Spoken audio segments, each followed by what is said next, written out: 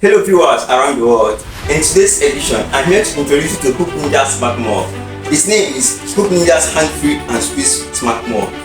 It comes with a 5-liter bucket, 130 handle cm, and it comes with 2 mop head. Stay tuned as I show you how to couple it and make use of it. Thanks for staying tuned. Relax as I show you how to couple and make use of the mop. This is the 5-liter bucket it comes with. This is the head. As you can see, this is the dry section and this is the wash section where you wash the mop. It comes with a 2 mop head. This is the 2 mop head. Once this one is dirty and you wish to make use of another one, you can see inside this at the mop head.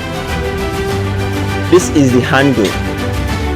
When coupled together, it gives us a 130 cm handle long. The length is 130 cm. Watch me as I couple it.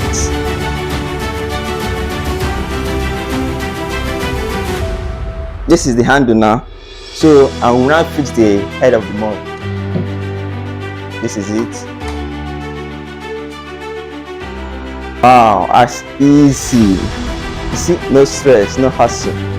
And it has a 360 flexing head. You can just use to mop any angle you want.